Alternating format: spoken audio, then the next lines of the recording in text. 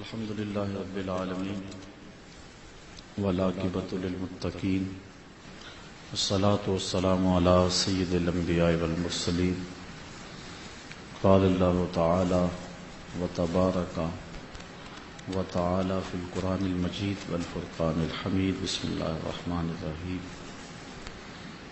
یا ایھا الذین آمنوا آمنوا باللہ ورسولہ صدق اللہ مولانا العظیم وصدق رسولهم نبی الکریم الرؤوف الرحیم اللہم نور قلوبنا بالقرآن وزین اخلاقنا بالقرآن وادخلنا الجنة بالقرآن ونجنا من النار بالقرآن قال اللہ تعالی وتبارک فی شان حبیبہ مخبرا وآمرا ان اللہ وملائکتہ یصلون علی النبی یا ایھا الذین آمنوا صلوا علیہ وسلموا تسلیما الصلاۃ والسلام علیک وعلی آلک واصحابک یا محبوب رب العالمین الصلاۃ والسلام علیک یا رسول اللہ وعلی آلک واصحابک یا حبیب اللہ الصلاۃ والسلام علیک یا رسول اللہ وعلی آلک واصحابک یا نبی الرحمہ۔ تمام حمد و ثنا، تعریف و توصیف اللہ جل مجدہ الکریم کی ذات بابرکات کے لیے، جو خالق کائنات بھی ہے اور مالک ششہات بھی۔ اللہ جل وعلا کی حمد و ثنا کے بعد حضور نبی اکرم شفیع امم رسول محتشم نبی مکرم اللہ کے پیارے امت کے سہارے رب کے محبوب دانائے غیوب مالک رقاب امم فخر عرب و عجم والی کون و مکان سیاہ لا مکان سید انس و جاں سرور لالا رقاں نیر تاباں سر نشین مہوشاں ماہ خوباں شہنشاہ حسینہ تتمہ دوراں سر خیل زہرہ جمالاں جلوہ صبح ازل نور ذات لم یزل باعث تکوین عالم فخر آدم و بنی آدم نیر بطحا رازدار ما اوہا شاہد ما طغا صاحب علم نشرہ معصوم آمنہ احمد مجتبی حضرت محمد مصطفیٰ صلی اللہ علیہ وسلم کے حضور ناز میں اپنی عقیدتوں، ارادتوں اور محبتوں کا خراج پیش کرنے کے بعد معزز محترم محتشم سامعین، عالی مرتبت علماء کرام، منتظمین فہم دین کورس، خواتین و حضرات، السلام علیکم ورحمۃ اللہ وبرکاتہ۔ سب سے قیمتی اثاثہ جو اس دنیا پہ کسی شخص کو دیا گیا ہے وہ دولت ایمان ہے، اور کل قیامت کے دن سب سے بڑی دولت جو مومن کو عطا کی جائے گی وہ دیدار الہی ہے۔ اگر انسان کے پاس دنیا کی کوئی شے نہیں ہے، ایمان ہے، تو وہ کنگال نہیں ہے، اور اگر دنیا کی ساری دولتیں اس کی دہلیز پہ ہیں لیکن اس کے دامن میں ایمان کی بہاریں نہیں ہیں تو اس کے پاس کچھ بھی نہیں۔ اس لیے ایمان ہی ہمارا مقصود ہے، اور اللہ نے ہمیں یہ سعادت مندی جو نصیب فرمائی، ہم اس کی حفاظت کی کوشش بھی کریں۔ امام بخاری علیہ رحمہ نے کتاب الایمان میں ایک تابعی کا قول نقل کیا ہے۔ وہ کہتے کہ میں 30 صحابہ سے ملاقات کی ہے، میں نے ہر ایک کو ایمان کے بارے میں سخت فکر مند پایا ہے۔ ہر شخص کی آرزو تھی کہ ہمارا ایمان سلامت رہے۔ جنہوں نے حضور کی صحبت کا نور پایا اور آقا کریم کہ دامن سے نکلنے والی ان خاص شعاؤں کو اپنے اندر جذب کیا اور حضور کی صحبت کے اجالوں میں زندگی کے ڈھنگ اور کرینے سیکھے، تو وہ بھی اس بات سے ڈرتے تھے کہ کہیں معاملہ خراب نہ ہو، ہمارا خاتمہ ایمان پہ ہو جائے۔ رنگا رنگ سہیلیاں پرن کڑے، پر پریا اوسدا جانیے جستا توڑ چڑھے۔ انما الاعمال بالخواتیم، اعمال کا دار و مدار حسن خاتمہ پہ۔ کتنے لوگ ہیں کہ جو درجۂ کمال تک پہنچے ہوئے ہوتے ہیں لیکن آخر ٹھیک نہیں ہوتا۔ ان میں ہمارے پاس بلعم بن باورا کی مثال ہے، جو بنی اسرائیل کا مستجاب الدعوات ولی تھا۔ جب دعا کے لیے ہاتھ اٹھایا کرتا تو ہاتھ منہ پر بعد میں آتے، قبولیت پہلے ہو جاتی، لیکن پھر جب بدبختی نے ڈیرے جمائے تو اللہ کے نبی کا مخالف ہو گیا، اور اللہ کے نبی سے جب تعلق ٹوٹتا ہے یا نبی کے بارے میں دل میں میل پیدا ہوتی ہے تو پھر اللہ عبادت کے طول و عرض نہیں دیکھتا، ہر شے برباد ہو جاتی ہے، ہر شے لٹ جاتی ہے۔ اس لیے کبھی بھی نبی کے بارے میں دل میں میل نہ آنے دے۔ اعظم چشتی نے بڑی خوبصورت بات کہی، وہ کہتے ہیں یار نو میلی اکھ نہ ویکھی، متا مرسیں کافر ہو کے۔ تھا مستجاب الدعوات لیکن اخیر ٹھیک نہیں ہوا۔ حضرت موسیٰ علیہ السلام کے بارے میں بد دعا کے ہاتھ اٹھا لیے، اس نے سمجھا میرا اللہ سے ڈائریکٹ رابطہ ہو گیا ہے اور میں نبی کے خلاف بھی بد دعا کر سکتا ہوں، لیکن اللہ خلق کو ہدایت کے جتنے بھی اجالے اور جتنے بھی چشمے دیتا ہے وہ نبی کی وساطت سے عطا فرما۔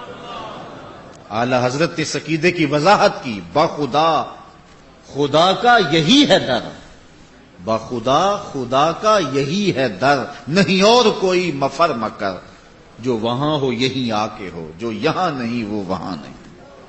یہ ہو ہی نہیں سکتا کہ بندہ نبی کے بغیر خدا تک پہنچ جائے۔ بہرحال اس کو غلطی لگ گئی اور اس نے بد دعا کے لیے ہاتھ اٹھا دیے۔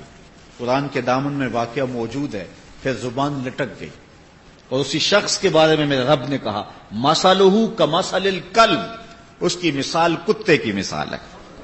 تھا مستجاب الدعوات ولی لیکن آخر خراب ہو گیا۔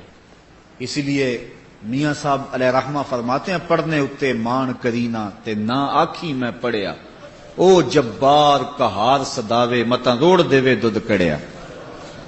جتنی دیر تک آخری سانس ایمان پر نہیں آ جاتی اتنی دیر تک دھڑکا لگا رہے، ڈر لگا رہے، اللہ خیر کرنا، اللہ کرم فرمانا، میرا خاتمہ ایمان پہ کرنا۔ اور یہ اہل ایمان کو سب سے بڑی فکر ہونی چاہیے۔ اللہ اکبر۔ اللہ تعالی ہم سب کو ایمان کی بہاریں نصیب فرمائی ہیں، اللہ ان کی حفاظت بھی فرمائے، اور جب سانس ٹوٹے تو اس وقت شہادتین لبوں پہ۔ اب ایمان کیا ہے، اسلام کسے کہتے ہیں، اس پر میں آپ کے سامنے حدیث جبریل پیش کرنا چاہ رہا ہوں، جس کو حضرت امام مسلم نے اپنی روایت سے بیان فرمایا ہے۔ حضرت عمر رضی اللہ تعالی عنہ اس حدیث کے راوی ہیں۔ حضرت عمر بن خطاب رضی اللہ تعالی عنہ کہانی سنا رہے ہیں، خوبصورت کہانی، دل نشین اور دل آویز داستان۔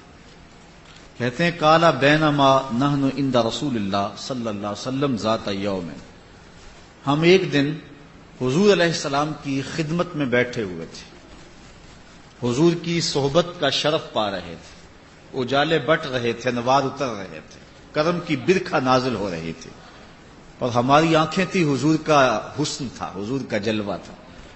ہم حضور کی مجلس میں بیٹھے ہوتے تھے، تو ایک دن ایسا تھا کہ حضور کی مجلس میں ہم بیٹھے تھے، اطلع علینا رجل، فرماتے ہیں کہ ہم جب بیٹھے ہوئے تھے تو ایک شخص آیا، اس کی حالت کیا تھی، شدید و بیاض الثیاب، اس کے سفید کپڑے تھے، شدید سفید، جس کو ہم اپنی زبان میں کہتے ہیں چٹے سفید، اس کے سفید کپڑے تھے، شدید و سواد الشعر، اور سیاہ کالے بال تھے، سخت کالے بال تھے، لا یرا علیہ اثر السفر، لیکن اس پر سفر کے آثار بھی دکھائی نہیں دے رہے تھے، کیونکہ وہ بندہ سفر سے آیا ہو تو پتہ چلتا ہے کہ اس کے لباس میں سلوٹیں ہوتی ہیں، تو وہ اپنی حیت قضائیہ سے مسافر نہیں لگ رہا تھا۔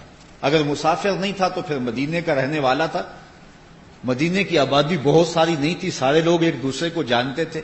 اگر وہ مدینے والا تھا، مدینے کا باسی تھا، تو پھر صحابہ کو جاننا چاہیے کہ یہ شخص کون ہے. لیکن کہتے ہیں ولا یعرفہ منا احد، ہم میں سے کوئی اسے پہچانتا بھی نہیں تھا، مسافر لگتا نہیں تھا، مقامی تھا نہیں. حتی جلس الی النبی صلی اللہ علیہ وسلم، یہاں تک کہ وہ حضور کے پاس آ کے بیٹھ گیا. فاسند رکبتیہ الی رکبتیہ، اللہ اکبر. تو اس نے اپنے گھٹنے جو ہیں وہ حضور کے گھٹنوں کے قریب کر کے جوڑ کے بیٹھ گیا. اتنا قریب ہوا، اس کے گھٹنے حضور کے گھٹنوں سے جڑ گئے، اتنی قربت ہوئی. پھر آگے اس نے کیا کیا؟ وَوَضَعَ كَفَّيْهِ عَلَى فَخِذَيْهِ، اور اپنے ہاتھ اپنے رانوں پہ رکھے، جس طرح ہم تشہد میں بیٹھتے ہیں، اس طرح ادب سے حضور کے سامنے بیٹھ گیا. وَقَالَ يَا محمد صلی اللہ علیہ وسلم اخبرنی عن الاسلام، اور پوچھتا ہے کہ حضور مجھے اسلام کے بارے میں خبر دیجئے کہ اسلام کیا ہے. تو حضور نے ارشاد فرمایا قال الاسلام ان تشهد اللہ الہ الا اللہ وان محمدا رسول اللہ. اسلام یہ ہے کہ تو گواہی دے کہ اللہ کے علاوہ کوئی معبود نہیں ہے اور محمد صلی اللہ علیہ وسلم اللہ کے رسول ہیں. وتقیم الصلاۃ، اور نماز قائم کرے. وتؤتی الزکوٰۃ، اور زکوٰۃ ادا کرے. وتصوم رمضان، اور رمضان کے روزے رکھے. وتحج البیت ان استطعت الیہ سبیلا، اور اگر تو منزل پر پہنچنے کی طاقت رکھتا ہے، راستے کا زاد راہ تیرے پاس ہے، تو پھر تو حج کرے. قال صدقت، کہنے لگا آپ نے بالکل سچ کہا. فعجبنا له یسألہ ویصدقہ، صحابہ کہتے ہم حیران ہو گئے کہ خود ہی سوال کرتا ہے اور خود ہی تصدیق کرتا ہے. پہلے پوچھتا ہے کہ مجھے اسلام کا بتائیے کیا ہے، تو حضور نے بتایا تو کہتا ہے بالکل آپ نے سچ کہا ہے، صحیح فرمایا حضور آپ نے. تو ہم حیران ہوئے. فعجبنا له، ہم اس پر متعجب ہوئے. یسألہ ویصدقہ، خود ہی سوال کرتا ہے اور خود ہی تصدیق کر رہا ہے. قال فاخبرنی عن الایمان، پھر اس نے دوسرا سوال کیا مجھے ایمان کے بارے میں خبر دیجئے. قال ان تؤمن باللہ، کا ایمان یہ ہے کہ تو اللہ پر ایمان لائے. وملائکتہ، اور اس کے فرشتوں پر ایمان لائے. وکتبہ ورسلہ، اس کی کتابوں اور اس کے رسولوں پر ایمان لائے. والیوم الآخر، اور پچھلے دن پر، قیامت کے دن پر ایمان لائے. وتؤمن بالقدر خیرہ وشرہ، اور اچھی بری تقدیر پر ایمان لائے. قال صدقت، کہنے لگا کہ آپ نے سچ کہا، ٹھیک ہے یہی ایمان ہے. قال فاخبرنی عن الاحسان، پھر بولا کہ مجھے احسان کے بارے میں خبر دے دیجیے، احسان کیا ہے. قال ان تعبد اللہ کأنک تراہ، کہ تو اللہ کی عبادت اس طرح کرے کہ گویا اسے دیکھ رہا ہے، یہ تیری کیفیت ہو. حضرت مولا کائنات رضی اللہ تعالی عنہ سے ایک قول نہج البلاغہ میں موجود ہے. آپ سے کسی نے پوچھا اے علی، جس رب کو پوچھتے ہو کبھی اس کو دیکھا بھی ہے؟ تو حضرت مولا کائنات رضی اللہ تعالیٰ عنہ فرمانے لگے لم اعبد ربا لم اراہ، کبھی کی بات کیا کرتے ہو، علی تو سجدے سے ساری نہیں اٹھاتا جب تک اسے دیکھ نہیں لیتا. اس سے مراد رویت قلبی ہے، لیکن حضرت مولا کائنات کو یہ رویت حاصل تھی. امام اعظم علیہ رحمہ نے 99 مرتبہ اور ایک روایت میں 100 مرتبہ جو ہے وہ اللہ تعالیٰ کا دیدار فرمایا ہے، قلبی دیدار. رویت عینی تو اس کائنات میں سوائے حضور کے کسی اور کو نہیں ہوئی ہے. رویت قلبی ممکن ہے اور وہ اہل اللہ کو نصیب رہی ہے. تو حضور فرمایا ان تعبد، اللہ اکبر، کہ احسان یہ ہے، تصوف یہ ہے، طریقت یہ ہے، خلوص یہ ہے. ان تعبد اللہ، کہ تو عبادت کرے اللہ کی، کأنک تراہ، گویا کہ تو اسے دیکھ رہا ہے. فإن لم تکن تراہ، اگر یہ پوزیشن نہیں ہے تیری، یہ طاقت نہیں ہے کہ تو اس کو دیکھ سکے، فإنہ یراک، تو یہ احساس پیدا کر لے کہ وہ تجھے دیکھ رہا ہے. اور یہ احساس بھی کون سا چھوٹا احساس ہے کہ میرا مالک مجھے دیکھ رہا ہے. اگر یہ احساس پیدا ہو جائے تو پھر گناہ مشکل کیا ناممکن بن جاتا ہے. رمضان کے دنوں میں یہ احساس پیدا ہوتا ہے، انسان ٹھنڈا پانی پینے لگتا ہے زبان کانٹا بنی ہے، حلق خشک ہے، کوئی دیکھنے والا بھی نہیں ہے، دروازہ بھی مقفل ہے، لیکن بندہ نہیں پیتا. کیوں؟ اللہ دیکھ رہا. یہ احساس کہ میرا اللہ مجھے دیکھ رہا ہے انسان کو گناہ سے بچا دیتا ہے. 7ویں کوٹری میں بھی انسان گناہ کرنے سے جو ہے وہ گریز کرتا ہے، یہ احساس کر کے کہ میرا اللہ مجھے دیکھ رہا ہے. آپ جانتے ہیں کہ جب زلیخا نے 7 دروازے بند کر لیے اور بت کے اوپر موٹا کیس ڈال کے پھر حضرت یوسف علیہ السلام سے بولتی ہے تالک، اب تو آ جاؤ نا، اب تو کوئی نہیں دیکھ رہا. حضرت یوسف علیہ السلام بولے کالا معاذ اللہ، تو 7ویں کوٹڑی میں لوگوں کی نظروں سے چھپ گئی اور اپنے جھوٹے خدا پر یہ پردہ ڈال کر اس کی نگاہوں سے چھپ گئی، اور وہ دیکھتا بھی کب ہے، لیکن میرا خدا تو 7ویں کوٹڑی میں بھی دیکھ رہا. پھر اتنی روشنیاں برسی، گناہ کیا، گناہ کا تصور بھی محال ہو گیا. تو یہ احساس بندے کے اندر پیدا ہو جائے کہ میرا اللہ مجھے دیکھ رہا ہے، تو صرف رمضان میں ہی نہیں کہ کھانے پینے کے وقت رک جائے کہ اللہ دیکھ رہا ہے، جب وہ رشوت لینے لگے تو پھر اس کو خیال آتا میرا اللہ دیکھ رہا ہے. نظر بھٹکنے لگے، خیال بہکنے لگے، سوچ آوارہ ہونے لگے تو وہ خیال کرتا میرا اللہ مجھے دیکھ رہا ہے. تو کہا یہ احساس پیدا کرتا. قال فاخبرنی عن الساعہ، پھر کہنے لگا مجھے قیامت کے بارے میں ارشاد فرمائیے، خبر دیجیے. قال مل مسئول عنہا بعالم من السائل، کہا جس سے پوچھا جا رہا ہے اس امر میں وہ سائل سے زیادہ نہیں جانتا ہے. چونکہ حضور نے اس سوال کا جواب نہیں دینا تھا. لازمی نہیں ہے کہ جو سوال کوئی پوچھے اس کا جواب بھی دے دیا جائے، چونکہ یہ امر مخفی رکھا گیا ہے. تو حضور نے فرمایا یہ تو بھی جانتا ہے، جو جتنا مجھے پتا ہے اتنا تو تجھے بھی پتا ہے، اس لیے یہ سوال نہ کر. کیونکہ لوگوں کے سامنے یہ سوال بیان کرنے کی ضرورت نہیں تھی. اس نے بحث نہیں کی اور کہا کہ اچھا اس کی کچھ نشانیاں بتلا دیجیے. فاخبرنی عن اماراتها، اس کی نشانیاں بتا دیجیے. قال ان تلد الامۃ ربتها، ایک نشانی تو یہ ہے کہ لونڈی اپنے مالکہ کو جنم دے گی.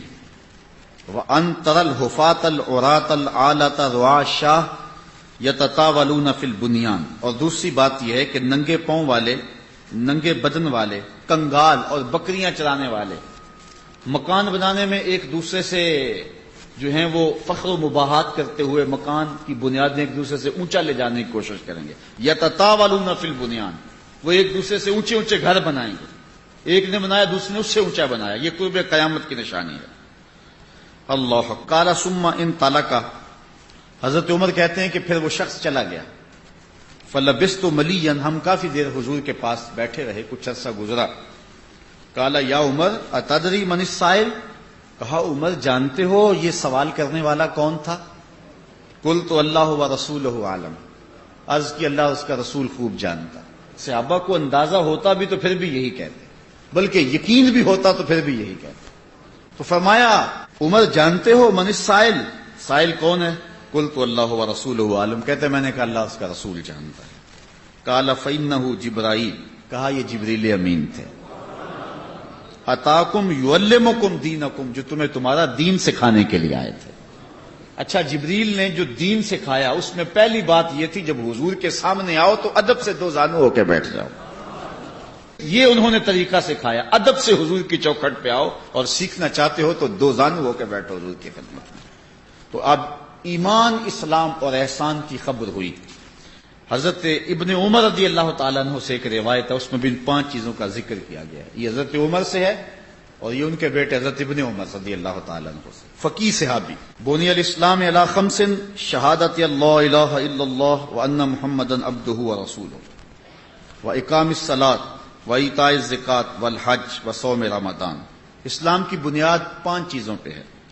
اس گواہی پہ کہ اللہ کے علاوہ کوئی معبود نہیں اور حضور اس کے بندے اور رسول ہیں، اور دوسرا نماز قائم کرنا، تیسرا زکوٰۃ دینا، چوتھا حج کرنا اور 5واں رمضان کے روزے رکھنا.